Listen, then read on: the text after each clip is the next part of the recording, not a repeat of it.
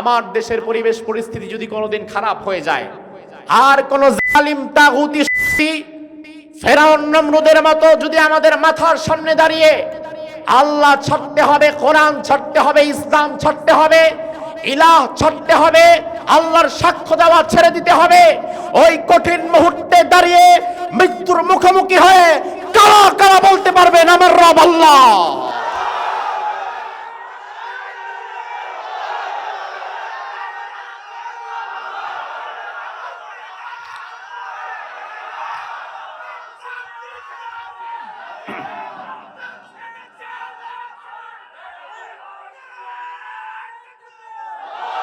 আমার রাজনীতির কবর রচিত হয়ে যাবে।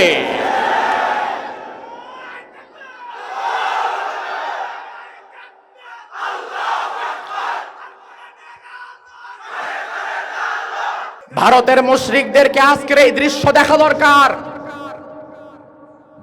না ঢাকা আমরা সবাই হাদি হব, এই স্লোগান আজ থেকে 1 বছর আগে 2 বছর আগেও বাংলাদেশে ছিল না। আজকের মানুষের মাথার ভেতরে স্লোগান ঢুকছে, এটাই প্রমাণ করে আগামী যুব সমাজ আঙ্গুলি দেখিয়ে আল্লাহ জমিনে আল্লাহ দিন কায়েমের জন্য জীবন দিতে পিছপা হবে না। এখন সময় এসেছে বাংলার জমিনে যারা রাজনীতি করবে, দিল্লির কণ্ঠস্বর নিয়ে কথা বলবে, এদেরকেই আমরা ভারতীয় রাজাকার বলে দেব। এই রাজাকারদের কারণেই শহীদ হয়েছে ওসমান হাদি। বাংলাদেশের বিরুদ্ধে কোনোদিন কোনো কথা বলে নাই। ওসমান হাদির মূল ফোকাস ছিল, ওসমান হাদির মূল কথা ছিল। আপনারা তার কথাগুলো শুনলে লক্ষ্য করবেন। আজ আমি একটা সত্য কথা বলে দেই, যদিও কথাটা নিজের বিরুদ্ধেও চলে যাবে, তবুও বলে ফেলি ভাই, কোরআন আমার হাতে, এটা আমার দিল সাক্ষ্য দেয়। আমার মতো অসংখ্য টুপিওয়ালা দাড়িওয়ালা হুজুরের চাইতে দেশ প্রেমের প্রশ্নে, ঈমান এবং তাকওয়ার প্রশ্নে ওসমান হাদি এগিয়েছিল। এটা আপনি মানেন আর না মানেন ভাই, এটা সত্য।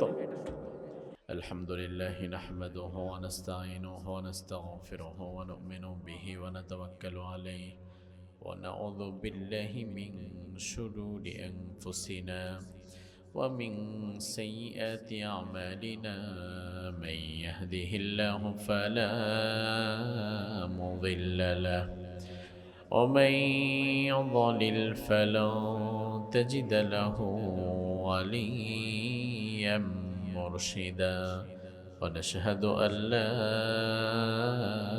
إله إلا الله وحده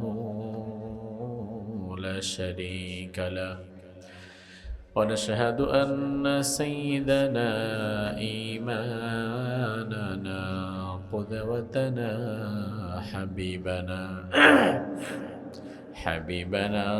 طبيبنا وطبيب أرواحنا محمد الذي أرسله بالحق بشيرا ونذيرا وداعيا إلى الله بإذنه وسراجا منيرا فقد قال الله تعالى في كلامه المجيد وفرقانه الحميد أعوذ بالله من الشيطان الرجيم بسم الله الرحمن الرحيم إن الله وملائكته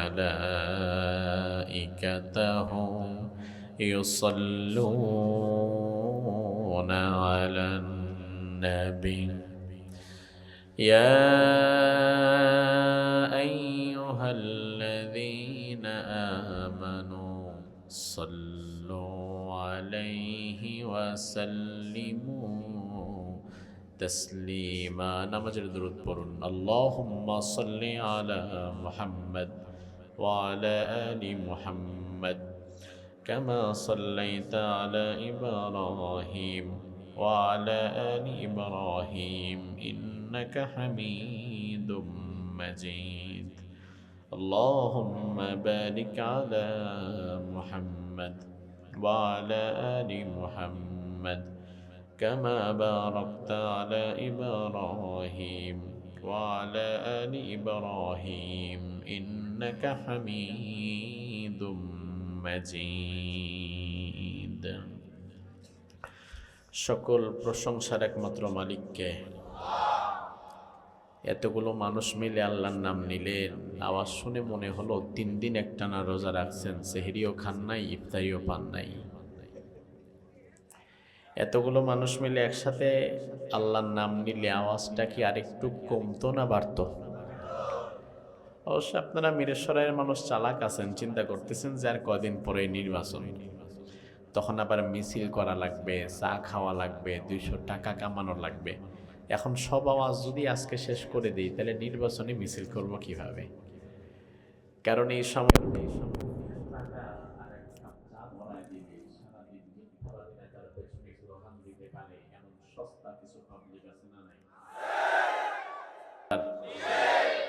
যারা যারা খুশি আওয়াজ দিয়ে বেশি একটু মোহাব্বতের সাথে বলেন তো আলহামদুলিল্লাহ। মঘাদিয়া হিফজুল কোরআন মাদ্রাসা কমপ্লেক্স, আবু তরাব, মিরসরাই, চট্টগ্রাম। এই মাদ্রাসার উদ্যোগে বার্ষিক ওয়াজ ও দোয়ার মাহফিল। আল্লাহ তাআলা আজকের এই সুন্দর আয়োজনকে কবুল করুক। আমার পরপর এই কথা বলবেন প্রখ্যাত মুফাসসির কোরআন হযরত মাওলানা কারি আব্দুল্লাহ আল আমিন সাহেব। তিনি আলহামদুলিল্লাহ চলে এসেছেন। আল্লাহ তাআলা হযরতের হায়াতে আমলে ইলমে বরকত দান করুন। আমার আগে যত ওলামায়ে কেরাম কথা বলেছেন, আমাদের সানাউল্লাহ ভাই সহকারে, এমদাদুল হক নিজামী সাহেব সহকারে, প্রত্যেক ওলামা হযরতের সঠিক কথাগুলোর উপরে আল্লাহ তাআলা আমাদের আমল করার তৌফিক দান করুন। সভাপতি হিসাবে আছেন জনাব আলহাজ মোহাম্মদ নূর নবী সাহেব। আল্লাহ তাআলা আমাদের সভাপতি মহোদয়ের হায়াত দারাজ করুক। এছাড়াও আজকের এই মাহফিলটিকে সফলতার দ্বার প্রান্তে পৌঁছে দেওয়ার লক্ষ্যে অর্থ দিয়ে, সময় দিয়ে, শ্রম দিয়ে, ভালোবেসে, কষ্ট করে যারা আপনারা এসেছেন, এই মাহফিলটি যেন সবার জন্য নাজাতের একটা ওয়াসিলা হিসাবে আল্লাহর দরবারে দাঁড়িয়ে যায়, বলি আমিন। সুপ্রিয় ভাইরা, আমার যেহেতু সময় কম, রাত বেশি হয়ে গেছে, আর আমিও ভূমিকায় স্বাভাবিকত কোনো কথা বলি না, এজন্য আর কোনো কথা না বাড়িয়ে আমরা কোরআনে কারীমের মূল আলোচনার দিকে ফোকাস করছি ইনশাআল্লাহ। আজ আমি আপনাদের সামনে সংক্ষিপ্ত সময়ে যে আয়াতে কারিমার উপরে আলোচনা করব, সে আয়াতে কারিমা হচ্ছে কোরআনে কারীমের নাজিলকৃত সর্বশ্রেষ্ঠ আয়াত, সবচেয়ে দামি আয়াত। এই 30 পারা কোরআনের সবচেয়ে দামি আয়াত কোনটা জানেন? হ্যাঁ, মাশাআল্লাহ, আয়াতুল কুরসি। সূরা আল বাকারার 255 নম্বর আয়াত, এই 30 পারা কোরআনে কারীমের সবচেয়ে দামি আয়াত। উবাই বিন কাব রাদিয়াল্লাহু আনহু এবং রাসূল সাল্লাল্লাহু আলাইহি ওয়াসাল্লাম একদিন হাঁটছিলেন রাস্তা দিয়ে। হঠাৎ রাসূল বলে উঠলেন, উবাই, আতাদরি আইয়ু আয়াতিন মিন কিতাবিল্লাহি মাআকা আযম? তুমি কি জানো কোরআনে কারীমের সবচেয়ে দামি আয়াত কোনটি? সাহাবায়ে কেরামের অভ্যাস ছিল, তিনারা জানলেও আমি জানি এই কথা রাসূলের সামনে মুখ ফুটে বলতেন না। এটা বিনয়, বরং তারা বলতেন আল্লাহু ওয়া রাসূলুহু আ'লাম। আমরা তো কিছুই জানি না নবী, আপনি আর আল্লাহ আপনারাই ভালো জানেন, আপনি আমাকে জানিয়ে দিন। রাসূল বললেন, শোনো উবাই বিন কাব, কোরআনে কারীমের সবচেয়ে দামি আয়াতই হচ্ছে আয়াতুল কুরসি। সুবহানাল্লাহ। আল্লাহর হাবিব আরেক হাদিসের মধ্যে বললেন, মান ক্বারা আয়াতাল কুরসি ফি দুবুরি কুল্লি সালাতিন মাকতুবাহ লাম ইয়ামনাহু মিন দুখুলিল জান্নাতি ইল্লাল মাউত। দুনিয়ার কোন মানুষ যদি 5 ওয়াক্ত ফরজ নামাজের পরে আয়াতুল কুরসিটা নিয়মিত পাঠ করতে পারে, ওই বান্দা মারা যাওয়ার সাথে সাথে আল্লাহ তাআলা ওই বান্দার জন্য জান্নাতের ফয়সালা করে দেয়। লাম ইয়ামনাহু মিন দুখুলিল জান্নাতি ইল্লাল মাউত, মৃত্যু ছাড়া আপনার মধ্যে আর জান্নাতের মধ্যে কোনো ব্যবধান থাকে না। আপনি জান্নাতে যান না কারণ আপনি মারা যাচ্ছেন না, মরে গেলে সাথে সাথে জান্নাতে চলে যাবেন। সুবহানাল্লাহ। এই হচ্ছে সেই আয়াতুল কুরসি। এই আয়াতুল কুরসির যে কুরসি, কুরসির আয়াত, কুরসি শব্দের অর্থ কি? মাশাআল্লাহ। কুরসি মানে কি? এখানে যতগুলা চেয়ার আছে আরবিতে সবগুলোকে বলে কুরসি। তবে আয়াতুল কুরসির কুরসি মানে কিন্তু আল্লাহর বসার চেয়ার না। আয়াতুল কুরসির কুরসি মানে আল্লাহর সিংহাসন নয়। মুফাসসিরগণ বলেন আল কুরসিয়্যু মাওদিউ কদামাইহি, কুরসি হচ্ছে মহান আল্লাহর পা রাখার জায়গা। দুনিয়ার মানুষের কাছে কুরসি বসার জায়গা, আর আল্লাহর কাছে কুরসি পা রাখার জায়গা। স্বাভাবিকত আমাদের পা রাখতে বসতে যতটুকু জায়গা লাগে, পা রাখতে জায়গা কি তার চেয়ে বেশি লাগে না কম লাগে? আল্লাহ যে আরশে আছেন, ওই আরশ কত বড় এটা তো আমরা জানি না, তবে কুরসি কত বড় এটার একটা ধারণা আপনি হাদিস থেকে নিতে পারেন যে আল্লাহ যেখানে পা রাখে ওই ছোট্ট জায়গাটা কতটা বড় হতে পারে। দেখেন, রাসূল বলেন কুরসি কত বড়, এটার উদাহরণ দিতে গিয়ে রাসূল বোঝান, সাহারা মরুভূমির মধ্যে একটি আংটিকে যদি ছুঁড়ে ফেলে দেওয়া হয়, মরুভূমির মাঝে ওই ছোট্ট আংটিটা যত ছোট হবে, গোটা আসমান জমিনকে যদি আল্লাহর কুরসির মধ্যে ছুঁড়ে ফেলা হয়, আসমান ও জমিন আল্লাহর কুরসির কাছে তার চেয়ে বেশি ছোট হয়ে যাবে। আবার ভালো করে বোঝেন, সাহারা মরুভূমি নাম শুনেছেন তো? গোটা পৃথিবীর সবচেয়ে বড় মরুভূমি, আয়তনের দিক থেকে 92 লাখ বর্গ কিলোমিটার। বাংলাদেশের বর্গ কিলোমিটার হচ্ছে 1,47,570 বর্গ কিলোমিটার। তাহলে সাহারা মরুভূমিটা বাংলাদেশের চাইতেও 62 গুণ বড়। ওই মরুভূমিটা বাংলাদেশের চেয়ে 62 গুণ বড়। রাসূল বলেন ওই সুবিশাল মরুভূমির মধ্যে হাতের একটা আংটি ছুঁড়ে ফেললে, এই মরুভূমির মধ্যে আংটিটা যত ছোট, আসমান ও জমিন একত্র করে আল্লাহর পা রাখার জায়গা কুরসির ভেতরে ছুঁড়ে ফেললে আল্লাহর পা রাখার জায়গার তুলনায় তোমাদের আসমান জমিন তত ছোট। আর রহমান আরশে বসে আছেন আর পা রাখছেন কুরসির ওপরে। ওই কুরসির বিশালতা যদি এত হয়, আমার রবের বিশালতা না জানি কত। আল্লাহু আকবার। এই আয়াতুল কুরসি নাজিল হওয়ার প্রেক্ষাপট হচ্ছে তাফসিরে বাগাবী। ইমাম বাগাবী রাহিমাহুল্লাহ বলেন, নাযালাত হাযিহিল আয়াহ লাম্মা ক্বালা আল ইয়াহুদু লিরাসূলিল্লাহ ইয়া মুহাম্মদ সিফ লানা রাব্বাকা ইয়ানাম। একদল ইহুদি রাসূলের কাছে আসলেন, এসে বলল, মুহাম্মদ, আল্লাহর সম্পর্কে অনেক কথা তুমি বলো, আজ আমরা আসছি তোমার আল্লাহর পরিচয় জানার জন্য। তোমার আল্লাহ কি খায় না? তোমার আল্লাহ কি ঘুমায় না? নাউজুবিল্লাহ। আমাদের যেমন খাওয়ার দরকার, ঘুমের দরকার, আল্লাহর কি খাওয়া বা ঘুমের কোনো দরকার আছে? এর প্রেক্ষিতে আল্লাহ তাআলা আয়াতুল কুরসি নাজিল করে দিলেন। রব্বুল আলামিন বলেন, আল্লাহু লা ইলাহা ইল্লা হুয়াল হাইয়ুল কাইয়্যুম লা তাখুযুহু সিনাতুন ওয়ালা নাওম। ও নবী, আপনি জানায় দেন আমি আল্লাহ, আমি চিরঞ্জীব, আমি চিরস্থায়ী, আমার কোনো লয় নাই, আমার কোনো ক্ষয় নাই, আমি সব কিছুর নিয়ন্ত্রক। আর ঘুম তো দূরের কথা, তন্দ্রা নিদ্রা কোনো ঝিমুনি আমি আল্লাহকে স্পর্শ করতে পারে না। সুবহানাল্লাহ। এই আয়াতুল কুরসি আল্লাহর দরবারে এত প্রিয় কেন? কোরআনে কারিমে এত আয়াত থাকতে আয়াতুল কুরসির মর্যাদা এত বেশি কেন?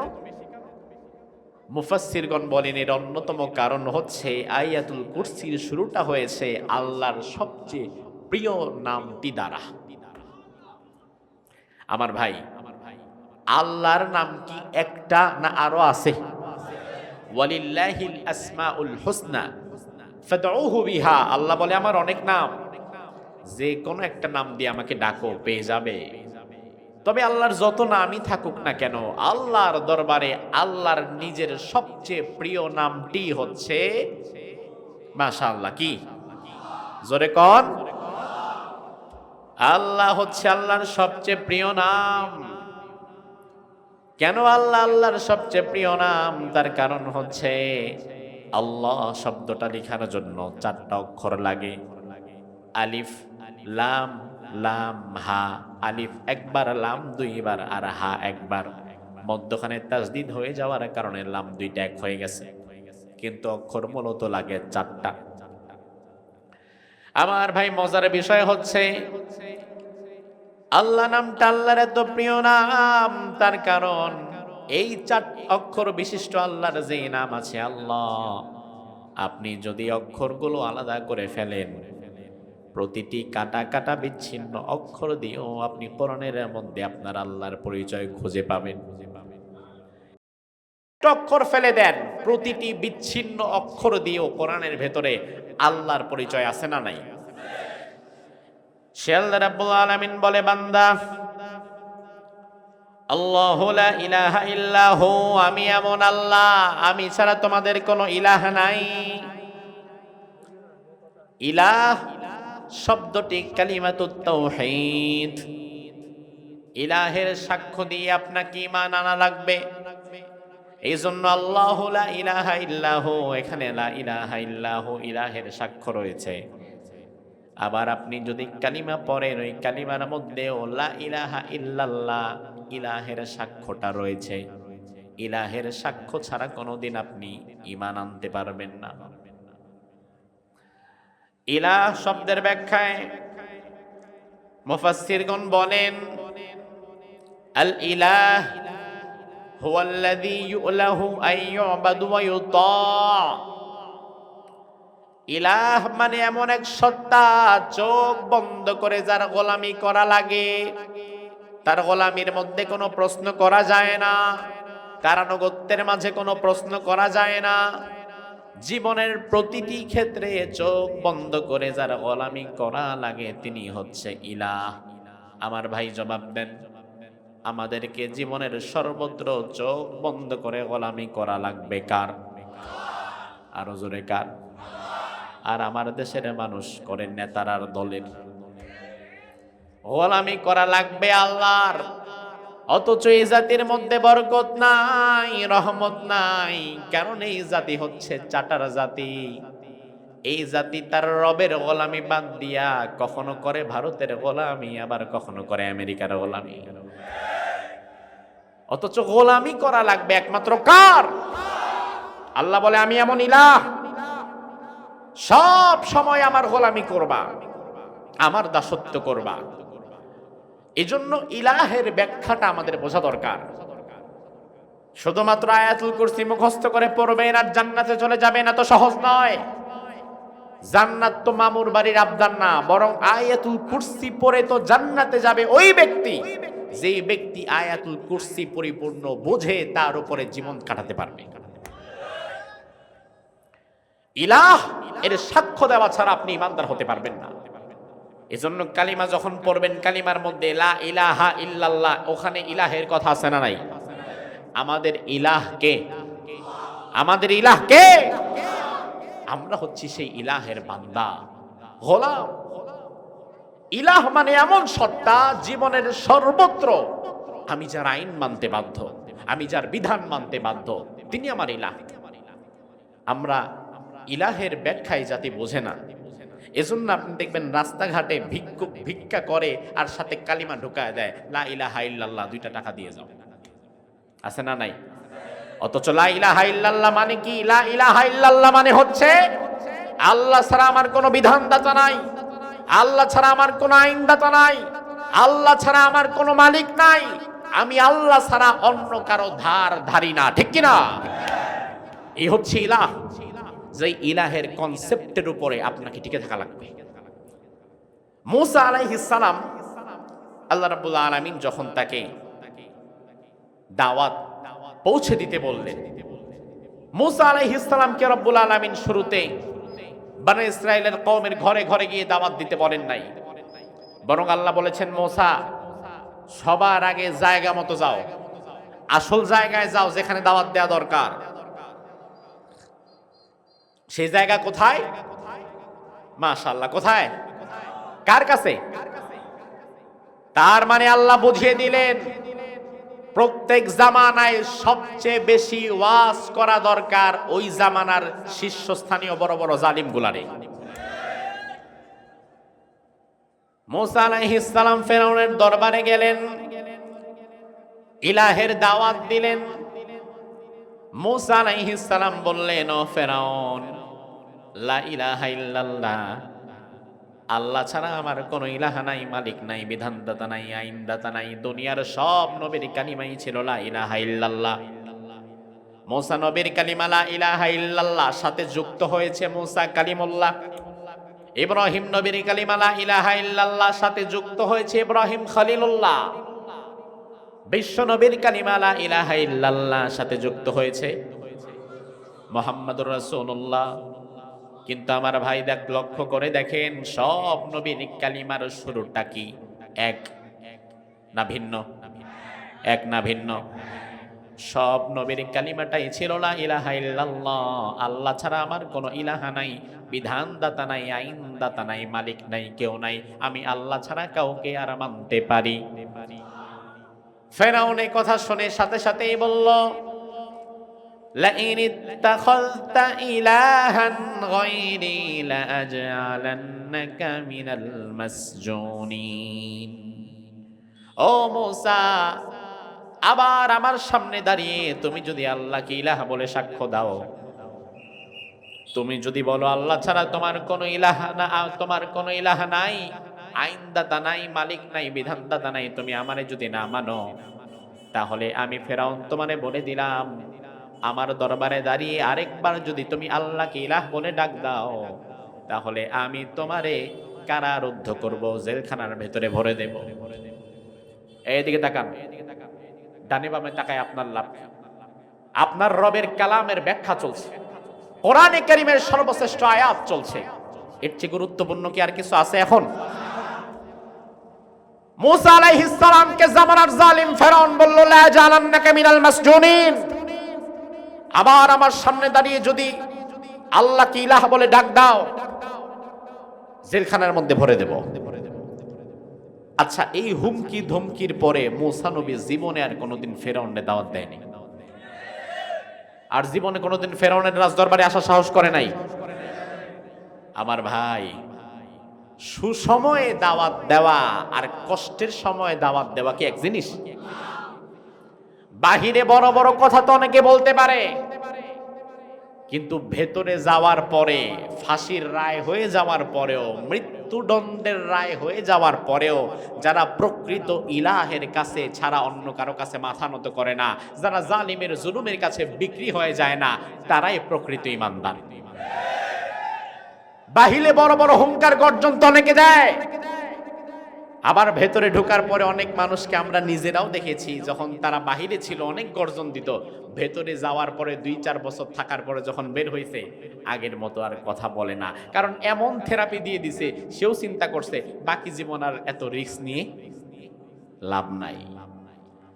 কিন্তু আমরা এই জমিনে এমন একজন সিংহ পুরুষ পেয়েছিলাম, 50 বছর কোরআনের দাওয়াত দেওয়ার পরেও, 13 বছর কারারুদ্ধ থাকার পরেও, হাজার অফাত তার সামনে আসার পরেও জালিমের জুলুমের সামনে মাথা নত করে নাই, প্রয়োজনে হাসতে হাসতে দুনিয়া থেকে সালাম দিয়ে বিদায় হয়ে গেছে। আমরা আর উনি কি এক? আমরা আর উনি কি এক? এই হচ্ছে ইমানদার। মূসা আলাইহিস সালাম আজকে ইলাহের সাক্ষ্য দেওয়া, আল্লাহর ইলাহ বলে ডাক দেওয়া, আর মূসা নবী ফেরাউনের সামনে আল্লাহকে ইলাহ বলে ঘোষণা দেওয়া, দুই ঘোষণাকে এক মনে করেন? এই মুহূর্তে যদি আপনাদেরকে জিজ্ঞেস করি, যে হাজারো জনতা বসে আছেন, যদি জিজ্ঞেস করি, ভাই আমাদের রব কে, আমাদের ইলাহ কে, এই মুহূর্তে ইলাহের সাক্ষ্য দেওয়াটা কঠিন না, সহজ। কারণ এখন ইলাহের সাক্ষ্য দিলে পাশের জন আপনার গুলি করে মারবে না, কেউ আপনারা ধরবে না, আঘাত করবে না, হামলা করবে না, মামলা দিবে না, আপনি সেফ জোনে আছেন। এই জন্য এখন লা ইলাহা ইল্লাল্লাহ 100 দানা তসবিহ আপনি বানায় মসজিদের মধ্যে পড়েন, সমস্যা নাই। 100 দানার তসবিহ বানায়া মসজিদে লা ইলাহা ইল্লাল্লাহ পড়ার মতো লোকের অভাব নাই, কিন্তু সমাজের জালিমের মুখের সামনে দাঁড়িয়ে লা ইলাহা ইল্লাল্লাহর থিওরির উপরে দাঁড়িয়ে থাকার লোকের বড় অভাব। আমার ভাই, আমি আবারও সাক্ষ্য চাচ্ছি আমাদের রবকে, ইলাহকে, আইনদাতাকে, বিধানদাতাকে, মালিককে। এই মুহূর্তে নিরাপদে আছেন বলে গলার জোর বাড়ছে, সাক্ষ্য দিয়ে ফেললেন। আমি আজ আপনাদের থেকে জানতে চাই, আল্লাহ না করুক বাংলাদেশের পরিবেশ পরিস্থিতি যদি কোনোদিন খারাপ হয়ে যায়, আল্লাহ না করুক যদি আমরা কাশ্মীরের মতো কোনো একটা পরাধীন রাষ্ট্র কোনোদিন হয়ে যাই, আমার দেশের পরিবেশ পরিস্থিতি যদি কোনোদিন খারাপ হয়ে যায়, আর কোন জালিম তাগুতি শক্তি ফেরাউন নমরুদের মতো যদি আমাদের মাথার সামনে দাঁড়িয়ে আল্লাহ ছাড়তে হবে, কোরআন ছাড়তে হবে, ইসলাম ছাড়তে হবে, ইলাহ ছাড়তে হবে, আল্লাহর সাক্ষ্য দেওয়া ছেড়ে দিতে হবে, ওই কঠিন মুহূর্তে দাঁড়িয়ে মৃত্যুর মুখোমুখি হয়ে কারা কারা বলতে পারবেন আমার রব আল্লাহ?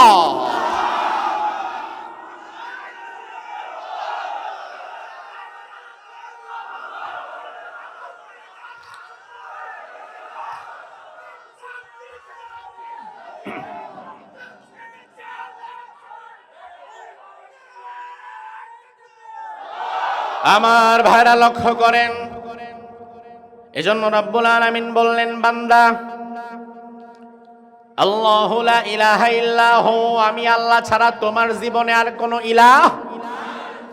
ইলাহের সাক্ষ্য দেওয়া ছাড়া কেউ ইমানদার হতে পারবে না। এই জন্য ইমানদার হতে গেলে যেই কালিমা পড়া লাগে, ওই কালিমার শুরুতে লা ইলাহা ইল্লাল্লাহর সাক্ষ্যটা আছে না নাই? আমার ভাই, তবে মজার বিষয় হচ্ছে ইলাহের সাক্ষ্য ছাড়া যেমন কেউ ইমানদার হতে পারবে না, আবার শুধুমাত্র ইলাহের সাক্ষ্য দেওয়ার দ্বারাই কেউ ইমানদার হতে পারবে না।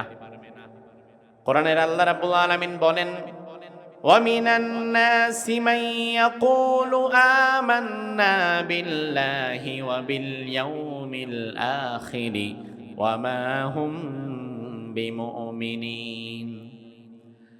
তোমাদের মধ্যে এমন অনেক মানুষ থাকবে, মাইয়াকুলু আমান্না বিল্লাহ, যারা বলবে আমরা আল্লাহর প্রতি ঈমান আনলাম, আমরা আখিরাতের প্রতি ঈমান আনলাম, আমরা লা ইলাহা ইল্লাল্লাহ সাক্ষ্য দিলাম, আমরা কালিমা পড়লাম।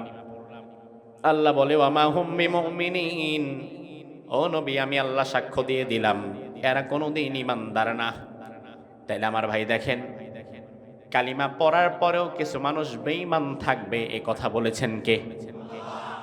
একই কালিমা দুইজন পড়বে কিন্তু রেজাল্ট হবে দুই রকম। একই কালিমা পড়ার কারণে আবু বকর হয়ে গেছে জান্নাতি, আবার ওই একই কালিমা পড়ার পরেও আব্দুল্লাহ বিন উবাই হয়ে গেছে জাহান্নামী। কালিমা কিন্তু একটাই, রেজাল্ট দুই জায়গায় দুই রকম। কারণ কি? তার কারণ আমার ভাই, কালিমা দেখতে এক হলেও দুইজনের কালিমা মূলত এক ছিল না।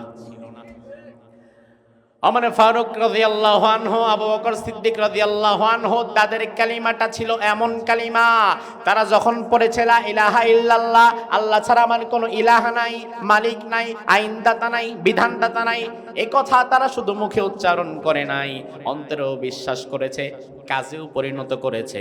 এই জন্য তাদের কালিমাটায় প্রকৃত কালিমা। অন্যদিকে আব্দুল্লাহ বিন উবাই, সে ছিল মুনাফিক, মুখে মুখে কালিমা পড়েছে, লা ইলাহা ইল্লাল্লাহর দাবি মুখে মুখে স্বীকার করেছে, তবে ভেতরে ভেতরে আল্লাহ রাব্বুল আলামিনের একটা বিধিবিধানও মানে নাই। আমার দেশের মানুষের কালিমাটা অধিকাংশ ক্ষেত্রে আবু বকরের কালিমা না, আমার দেশের মানুষের কালিমাটা হয়ে গেছে ওই মুনাফিক আব্দুল্লাহ বিন উবাইয়ের কালিমা। এরা শুধু লা ইলাহা ইল্লাল্লাহ মুখে পড়ে যে আল্লাহ ছাড়া আমার কোনো মালিক নাই, আইনদাতা নাই, বিধানদাতা নাই, আল্লাহ ছাড়া আমি কাউকে ভয় পাই না, অথচ ভেতরে ভেতরে ভারতের পূজা করতে ব্যস্ত। আমার ভাই ভালো করে বোঝেন, শুধুমাত্র কালিমা পড়ার কারণেই যদি কেউ জান্নাত পেয়ে যায়, তাইলে আব্দুল্লাহ বিন উবাইয়ের দোষটা কি? সে তো জান্নাত পাইল না। কারণ কালিমা পড়ার পরেও জীবনে যে কালিমাটা বাস্তবায়ন করে নাই, ইলাহের দাবিকে যে সত্য প্রমাণ করে নাই তারা জীবনে, ওই ব্যক্তি 1000 বার কালিমা পড়লেও জান্নাতে যেতে পারবে না। ইলাহের দাবি হচ্ছে আমি আমার জীবনে মরণে সর্বত্র একজনকে ভয় পাবো, তিনি আর কেউ না, তিনি কে? আর আমার দেশের দলগুলা ক্ষমতায় যাওয়ার আগে কখনো করে আমেরিকার দালালি, আর কখনো করে ইন্ডিয়ার দালালি। এদেশে ভারতের দালাল নাই? আমরা যারা ইসলামের কথা বলি, টুপি দাড়ি রাখি, আমাদেরকে বিগত দিনে তোমরা গালি দিয়েছো আমরা নাকি রাজাকার, আমরা নাকি পাকিস্তান পন্থী, অমুক তমুক। এই গালির ন্যারেটিভ শেষ করতে হবে। এখন সময় এসেছে বাংলার জমিনে যারা রাজনীতি করবে, দিল্লির কণ্ঠস্বর নিয়ে কথা বলবে, এদেরকেই আমরা ভারতীয় রাজাকার বলে গালি। এই রাজাকারদের কারণেই শহীদ হয়েছে ওসমান হাদি। বাংলাদেশের বিরুদ্ধে কোনোদিন কোনো কথা বলে নাই। ওসমান হাদির মূল ফোকাস ছিল, ওসমান হাদির মূল কথা ছিল। আপনারা তার কথাগুলো শুনলে লক্ষ্য করবেন। আজ আমি একটা সত্য কথা বলে দেই, যদিও কথাটা নিজের বিরুদ্ধেও চলে যাবে, তবুও বলে ফেলি ভাই, কোরআন আমার হাতে, এটা আমার দিল সাক্ষ্য দেয়। আমার মতো অসংখ্য টুপিওয়ালা দাড়িওয়ালা হুজুরের চাইতে দেশ প্রেমের প্রশ্নে, ঈমান এবং তাকওয়ার প্রশ্নে ওসমান হাদি এগিয়েছিল। এটা আপনি মানেন আর না মানেন ভাই, এটা সত্য।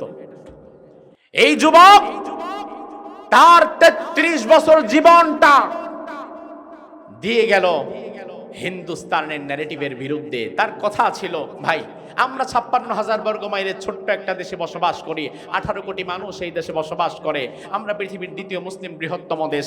আমাদের রাজনীতি, অর্থনীতি, সংস্কৃতি সব জায়গায় পার্শ্ববর্তী দেশের দাদা বাবুরা কেন বাম হাত ঢুকাবে?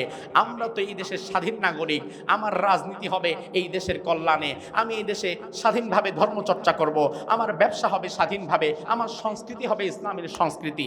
এই কথাগুলো ওসমান হাদি বারবার বলে গিয়েছে, যার ফলে দিল্লির রাজাকারেরা এই কথাগুলো সহ্য করতে না পেরে তাকে হত্যা করে ফেলেছে। ভালো করে বোঝেন, বর্তমান জামানায় মানুষ মারার জন্য বেশি টাকা পয়সা লাগে না। ওই গাঁজাখোর, ইয়াবাখোর, নেশাখোর গভীর রাতে তার হাতে 10,000 টাকা তুলে দিয়ে বলবেন এই যে রাত্রে বেলা এই রাস্তা দিয়ে যে হেঁটে হেঁটে যায় তারে মেরে ফেলবি, তাহলে 2 পোটলা গাঁজা 10,000 টাকা পাবি। গাঞ্জার লোভে আর 10,000 টাকার কারণে নিরপরাধ মানুষের পেটের মধ্যে ছুরি ঢুকায় তারে মেরে ফেলতে পারে, এমন গাঞ্জাখোর সমাজে আছে না নাই? যেই সমাজে 10,000 টাকা দিলে মানুষ মারা যায়, ওই সময়ে ওই সমাজে ওসমান হাদিকে খুন করার জন্য ব্যয় হলো 219 কোটি টাকা। এটা গোয়েন্দা সংস্থার রিপোর্ট। 219 কোটি টাকার লেনদেনের তথ্য পাওয়া গেছে।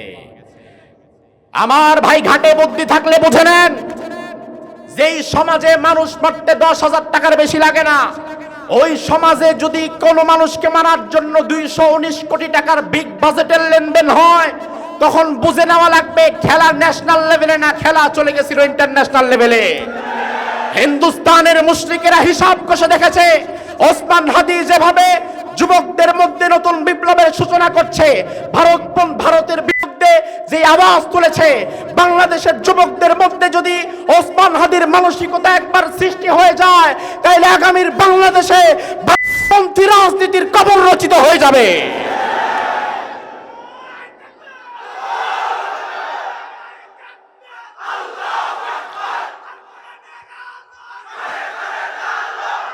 ভারতের মুশরিকদেরকে আজকের এই দৃশ্য দেখা দরকার। না ঢাকা আমরা সবাই হাদি হব, এই স্লোগান আজ থেকে 1 বছর আগে 2 বছর আগেও বাংলাদেশে ছিল না।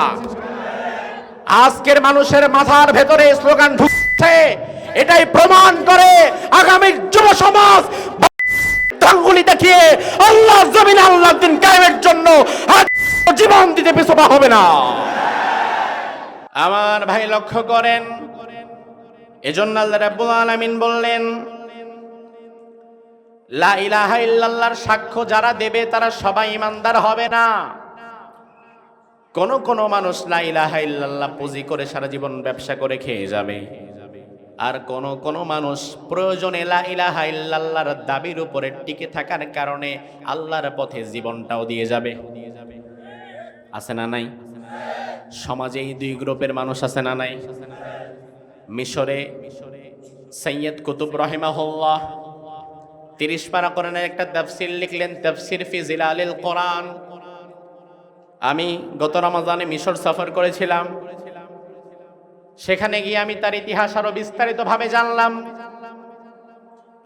সৈয়দ কুতুব রহিমাহুল্লাহ তাফসীরে লিখলেন, তাফসীর ফি জিলালিল কোরআন। ওই তাফসীর লেখার পরে, ওই তাফসীর পড়ার পরে মিশরের যুব সমাজের ভেতরে ঈমান জেগে উঠল। মিশরের তৎকালীন প্রেসিডেন্ট ছিল জালিম তাগুত জামাল আব্দুল নাসের। মিশরকে পাশ্চাত্যের সভ্যতায় ঢেকে দিয়েছিল। মিশর যে একটা মুসলিম কান্ট্রি এটা তাদেরকে ভুলিয়ে দিয়েছিল। পুরা মিশরে জুলুমতন্ত্র কায়েম করে রাখা হয়েছিল। যুবকদের মধ্যে মাদক দ্রব্য দিয়ে তাদের যৌবন শক্তিকে নষ্ট করে দেয়া হয়েছিল। আমার ভাই, সমাজের মূল চালিকা শক্তি হচ্ছে যুব সমাজ। যেই সমাজের যুবকেরা ঘুরে দাঁড়াতে পারে না, যেই সমাজের যুবকেরা অন্যায়ের প্রতিবাদ করতে পারে না, ওই সমাজে কোনোদিন আপনি ইনসাফও খুঁজে পাবেন না। যুগে যুগে জালিমেরা যুবকদের ঈমানি শক্তি নষ্ট করার জন্য তাদের কাছে মাদক দ্রব্য দিয়ে দেয়। 100 বছর আগে মিশরের জালিম জামাল আব্দুল নাসের মাদক দ্রব্যকে যেমন সস্তা বানায় মিশরের যুবকদের হাতে ধরায় দিয়েছিল, বিগত দিনেও আমরা দেখেছি ইয়াবা, বাবা, গাজা, ফেন্সিডিল বন্যার পানির মতো বর্ডার দিয়ে বাংলাদেশে ঢুকেছে। আছে না নাই? কারণ তারা ভালো করেই জানে যুবকদেরকে যত মাদকাসক্তির মাদকের ভেতরে ডুবিয়ে রাখা যাবে, এই যুবক তত বুধ হয়ে থাকবে, উন্মাদ হয়ে থাকবে। সমাজে তার সামনে মানুষ মরে গেলেও তার হুঁশ ফিরবে না। কিন্তু যুবকেরা যদি মাদক ছেড়ে, অস্ত্র ছেড়ে, বই খাতা ধরে পড়ার টেবিলে চলে যায়, যুবকেরা যদি একবার নোংরা রাজনীতির কবল থেকে বের হয়ে নিজের ক্যারিয়ার গড়তে ব্যস্ত হয়ে যায়, নেতারা ভালো করেই জানে তাইলে 2 দিন পরে মিছিলের মধ্যে 200 টাকা দিয়া সস্তায় আর যুবকদের আনা যাবে না। এই জন্য তারা সুকৌশলে যুবকদেরকে কাজে লাগাবার জন্যই তাদের ভেতরে মাদক দ্রব্যের সাপ্লাই দিয়ে দেয়। মিশরে জামাল আব্দুল নাসের যুবকদেরকে এভাবে ঘায়েল করে রাখছিল। হঠাৎ সৈয়দ কুতুব রহিমাহুল্লাহ তাফসীর লিখলেন, তাফসীর ফি জিলালিল কোরআন। ওই তাফসীর পড়ার পরে যুবকেরা নতুন পথের সন্ধান খুঁজে পেল। যুবকেরা এবার রাস্তায় নেমে গেল। আমরা এক আল্লাহ ছাড়া কারো আইন মানি না, কারো বিধান মানি না, কারো গোলামি করব না। আমরা গোলামি করব একজনের, তিনি কে? আরো জোরে কোন? মিশরের যুবকেরা যখন রাস্তায় নেমে গেল, জামাল আব্দুল নাসের গোয়েন্দা বিভাগকে দায়িত্ব দিল, যাও দায়িত্ব নিয়ে দেখো কে যুবকদেরকে জাগালো। কারণ আমি যুবকদেরকে যেই জিনিস দিয়েছিলাম তাদের তো কোনোদিন আমার বিরুদ্ধে প্রতিবাদ করার কথা না। তাইলে যেহেতু জেগে গেছে, তাইলে বোঝা লাগবে ভেতরে আর কেউ অন্য কাজ করতেছে। গোয়েন্দা বিভাগ খবর নিয়ে জানালো একটা তাফসীর লিখেছে। ওই তাফসীর পড়ার পরে যুবকেরা তাদের পথের সন্ধান পেয়ে গেছে। তারা এখন মিশরে আর আপনার রাজত্ব, আপনার জুলুমতন্ত্র মানতে চায় না। তারা আল্লাহর জমিনে আল্লাহর বিধান কায়েম করতে চায়।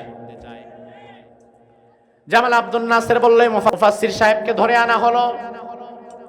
তার অপরাধ, তিনি কেন তাফসীর লিখে যুবকদেরকে সত্য পথের সন্ধান দিয়েছেন, এই অপরাধের কারণে তার জন্য ফাঁসির ব্যবস্থা করা হলো, ফাঁসির রায় দেয়া হলো।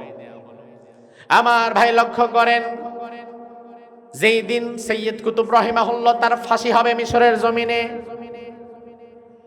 তিনি সকালে গোসল করার পরে ফাঁসির জন্য প্রস্তুতি নিয়ে তিনি কোরআন পড়ছিলেন বসে বসে। কারণ মুনাফিকের জন্য, কাফেরের জন্য মৃত্যুটা ভয়ঙ্কর, কিন্তু আল্লাহর ইমানদার বান্দাদের জন্য মৃত্যুটা হাদিয়া ছাড়া আর কিচ্ছু নয়। সুবহানাল্লাহ। তিনি বসে বসে কোরআন পড়ছিলেন, আর একটু পরেই তার ফাঁসি কার্যকর হবে। এমন সময় টুপিওয়ালা দাড়িওয়ালা আমার মতো এক হুজুর আসছে, এসে সালাম দিল। তিনি সালামের জবাব নিলেন। এবার তাকে বলল, হুজুর একটু হাতে হাতটা রাখেন, শেষবারের মতো কালিমাটা পড়ে ফেলেন। সৈয়দ কুতুব রহিমাহুল্লাহ বলল, ভাই কালিমা পড়ার জন্য আপনার লাগবে কেন, আমি তো পড়তে পারি। ওই হুজুর বলল, আসলে আমি জেলখানা মসজিদের ইমাম। পৃথিবীতে যতগুলো মুসলিম দেশ আছে প্রত্যেকটা মুসলিম দেশের জেলখানার ভেতরে একটা আলাদা মসজিদ আছে না নাই? তিনি পরিচয় দিলেন, আমি জেলখানা মসজিদের ইমাম। আমি নামাজ পড়াই, বেতন পাই, হাদিয়া তোহফা পাই। আর মাঝে মাঝে যার ফাঁসির অর্ডার হয় তারে ফাঁসির জন্য কালিমা পড়ায় দেই, এটা আমার উপরে ইনকাম। এখন ওই জায়গা থেকেই আমারে পাঠানো হয়েছে যেন আপনারও কালিমাটা পড়ায় দেই, আপনি তো মরে যাবেন। সৈয়দ কুতুব রহিমাহুল্লাহ তার হাতটাকে ছুঁড়ে মারলেন, আল্লাহর কোরআনটাকে বুকে নিয়ে বললেন, ভাই আমি 30 পারা কোরআনের তাফসীর লিখেছি, আপনার কি মনে হয় আমি কালিমা জানি না? আমি কালিমা না জানলে কি কোরআনের তাফসীর লিখতে পারতাম? আমি কালিমা জানি, আমার কালিমা আমি পড়তে পারি।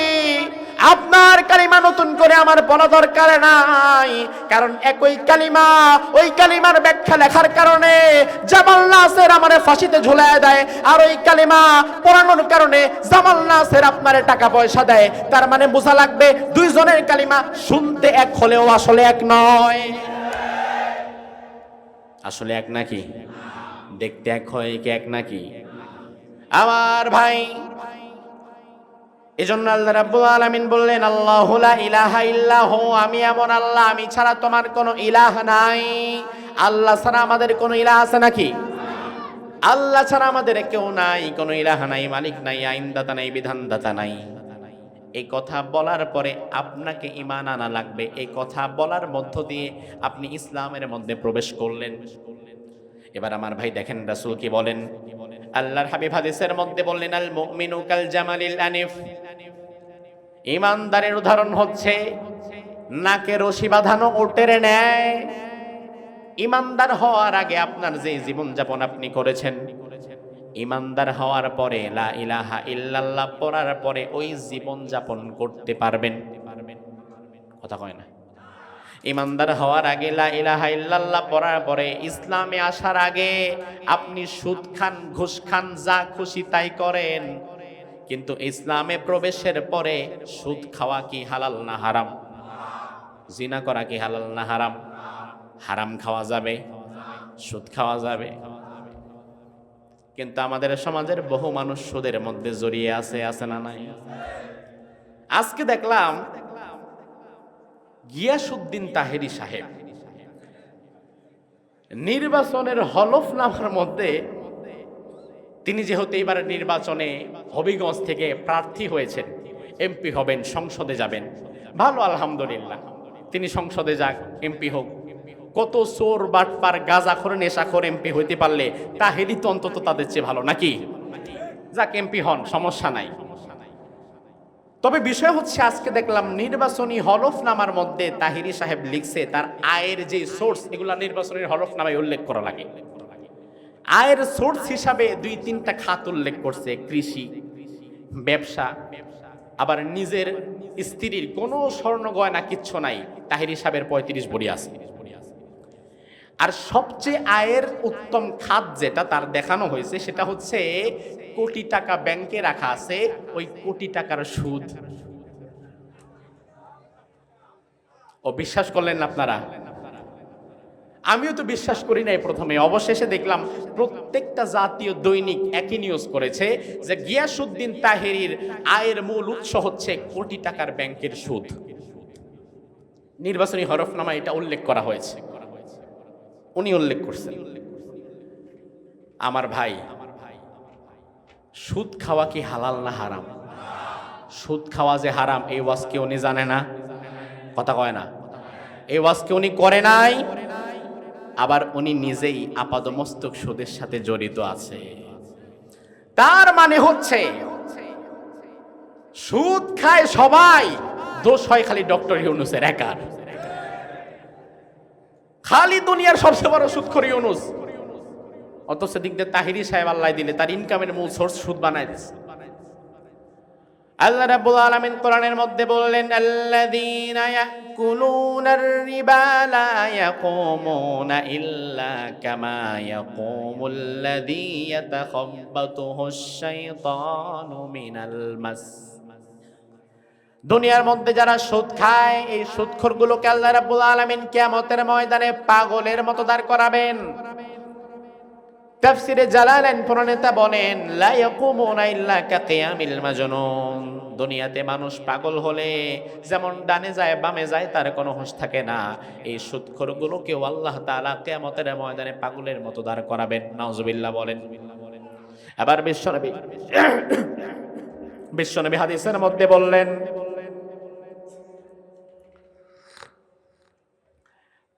মান আকালা দিরহামান বা রাজুলুন ওয়া হুয়া ইয়ালাম আশাদ্দু মিন 36 জিনাতান। কোন মানুষ যদি জেনে শুনে 1 টাকা সুদ খায়, আল্লাহ রাব্বুল আলামিন তার আমলনামায় 36 বার জিনার গুনাহ উঠিয়ে দেন। আরো আস্তে কন। 1 টাকা যদি সুদ খায়, আমলনামায় জিনার গুনাহ ওঠে কয়বার? 36 বার। এবার একটু হিসাব করেন তো, 1 টাকা সুদ খেলে 36 বার জিনার গুনাহ, 100 টাকা খেলে কয়শো বার? কত? 3600 বার। 1000 টাকা খেলে কতবার? 36,000 বার। বেশি বাড়ানো দরকার নাই। কেউ যদি তার জীবদ্দশায় জেনে শুনে 1000 টাকা সুদ খায়, 36,000 বার জিনার গুনাহ সে তার আমলনামার মধ্যে নেয়। এবার বলেন, আমাদের সমাজে যারা সুদ খায়, এরা কি 1000 খায় না চেয়ে বেশি খায়? 1000 খায় না বেশি খায়? আমার ভাই লক্ষ্য করেন, সমাজে পতিতা নারী আছে যারা তাদের দেহ বিক্রি করে। এই পতিতা নারীগুলো যখন মারা যায়, সমাজের ভালো মানুষ স্বাভাবিকত তাদের জানাজা পড়ে না। একজন পতিতা আপনাদের এলাকার পাশে মারা গেছে, আপনি শুনেছেন, আপনি কি কোনোদিন তার জানাজায় যাবেন? সমাজের মানুষ তার জানাজায় যেতে চায় না, কোনো আলেম তার জানাজা পড়াতেও রাজি হয় না। কারণ কি? কারণ এই মহিলা জিনা করেছে, জিনার গুনাহ নিয়ে বিদায় হয়েছে। অথচ একজন জিনাকারিনী মহিলা সারা জীবন চেষ্টা করেও 36,000 বার জিনা করতে পারে না, এত সময় সে বেঁচেই থাকে না। ওই জিনাকারিনী মহিলাকে ঘৃণা করো, তার জানাজায় যাও না। এই সমাজের মানুষ দেহ বিক্রিকারী জিনাকারিনী মহিলাকে যেমন ঘৃণা করে, তার জানাজায় শরীক হয় না। যদি সমাজের চিহ্নিত বড় বড় সুদখোর যারা গরিব মানুষের রক্ত চুষে সুদ খায়, ওই সুদখোরদের জানাজাগুলো যদি বয়কট করতে পারত, সমাজের সুদখোরেরা সোজা হয়ে যেত। আমরা সুদখোরদেরকে সালাম করি, আদর করি, অথচ জিনাকারীন মহিলাদের চাইতো তাদের আমলনামায় জিনার গুনাহ কম না বেশি? আল্লাহর হাবিব বললেন, লা ইলাহা ইল্লাল্লাহ পড়ার পর, ঈমান আনার পরে তুমি আর আগের মতো চলতে পারবে না। তোমার নাকের মধ্যে আল্লাহ রাব্বুল আলামিন একটা রশি ঢোকায় দিয়েছে। ওটের নাকে রশি ঢোকায় দিলে ওট যেমন রাখালের কথা ছাড়া এদিক সেদিক করতে পারে না। প্রাচীন আরবে ওটের সংখ্যা ছিল বেশি আর রাখালের সংখ্যা ছিল কম। এক একজন মানুষের কাছে কয়েক শত ওট রেখে দেয়া হতো। আমার ভাই স্বাভাবিকত শক্তি বেশি কি মানুষের নাকি উটের? কার? এখন একজনের কাছে ধরেন 50টা উট, উট একটা ডানে যায় বামে যায় সামনে যায় পেছনে যায়, ওই বেটা একা কন্ট্রোল করবে কেমনে? এজন্য ওই জামানায় উট কিনে আনার পরে লোহার আংটা গরম করে উটের নাক ছিদ্র করে একটা রশি ঢুকায় দিত। ওই রশির একটা মাথা থেকে যেত রাখালের হাতে। উট যতই শক্তিশালী হোক না কেন, নাক তো আর শক্তিশালী না, নাক তো নরম। এই জন্য রাখাল যদি ডানে যায় ওটো ডানে যায়, রাখাল যদি বামে যায় ওটো বামে যায়, রাখাল যদি বসে ওটো বসে, রাখাল যদি হাঁটে ওটো হাঁটে। রাখাল ডানে টান দিছে, উট ডানে যাওয়া লাগে। উট ভালো করেই জানে আমার রাখাল যদি ডানে টানে আর আমি যদি বামে যাই, তাহলে আমার নাকটা ছিঁড়ে যাবে। আল্লাহর হাবিব বললেন, লা ইলাহা ইল্লাল্লাহ পড়ার পরে, ঈমানদার হওয়ার পরে, আল্লাহ রাব্বুল আলামিন ইসলামে প্রবেশ করার পরে তোমার জীবনের মধ্যে একটা ঈমানের রশি ঢুকায় দিছে। এখন তুমি আর তোমার মন মতো চলতে পারবে না, তোমার চলা লাগবে তোমার রবের হুকুম মতো, তোমার আল্লাহর দেখানো পথ। এবার ঈমানদার দাবি করার পরে, লা ইলাহা ইল্লাল্লাহ বলার পরে তুমি ইসলামে প্রবেশ করেছো। এবার আল্লাহ রাব্বুল আলামিন তোমাকে ব্যবসা করতে বলবেন যেভাবে তোমার ব্যবসা করা লাগবে সেভাবে, তোমার পরিবার চালাতে বলবেন যেভাবে তোমার পরিবার চালাতে হবে সেভাবে, তোমার রাজনীতি করতে বলবেন যেভাবে তোমার রাজনীতিও করা লাগবে সেভাবে। আপনি যদি ইমানদার দাবি করার পরেও নিজের মন মতো চলেন, আল্লাহ বললেন ডানে যেতে, আপনি যদি বামে যান, আল্লাহ বলে সামনে আগাতে, আপনি যদি পেছনে যান, ওট রাখালের মতো না চলে ডানে বাম করলে ওটের নাক যেমন থাকে না, ইমানদার দাবি করার পরে লা ইলাহা ইল্লাল্লাহ পড়ার পরে আল্লাহর হুকুম না মানলে ঈমানটাও থাকে না। আমার ভাই, এজন্য খুব সাবধান। আল্লাহ রাব্বুল আলামিন আপনাকে জোর করে ঈমানে প্রবেশ করান নাই, আল্লাহর কোনো ঠেকা করে নাই কাউকে জোর করে ঈমানদার বানাতে। বরং আল্লাহ বললেন ইন তাকফুরু আনতুম ওয়া মান ফিল আরদি জামিআ। আইইউবি মিডিয়া, অপসংস্কৃতি মুক্ত আধুনিক ভিডিও সেন্টার।